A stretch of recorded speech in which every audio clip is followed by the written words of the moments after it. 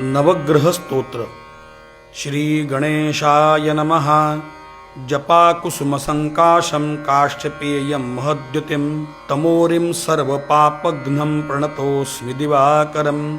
दधिशङ्खतुषाराभं क्षीरोदार्णवसम्भवं नमामि शशिनं सोमं शम्भोर्मुकुटभूषणं। धरणीगर्भसम्भूतं विद्युत्कान्तिसमप्रभं कुमारं शक्तिहस्तं च मङ्गलं प्रणमाम्यहम्।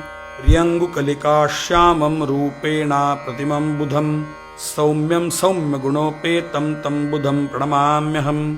देवानां च ऋषीणां च गुरुं काञ्चनसन्निभं बुद्धिभूतं त्रिलोकेशं तन्नमामि बृहस्पतिं।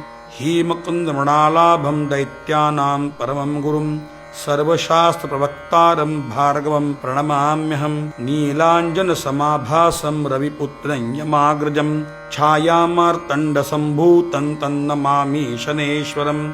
अर्धकायं महावीर्यं चन्द्रादित्यविमर्दनं सिंहिकागर्भसम्भूतं तं राहुं प्रणमाम्यहम्। पलाशपुष्पसङ्काशं तारकाग्रहमस्तकं रौद्रं रौद्रात्मकं घोरं तं केतुं प्रणमाम्यहम्। इति व्यासमुखोद्गीतं यः पठेत् सुसमाहितः दिवा वा यदि वा रात्रौ विघ्नशान्तिर्भविष्यति।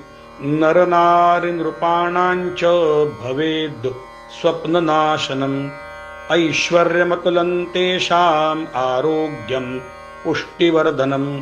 ग्रहनक्षत्रजा पीडा तस्कराद्गिसमुद्भवा ताः सर्वाः प्रशमं यान्ति व्यासो ब्रूतेन संशयः।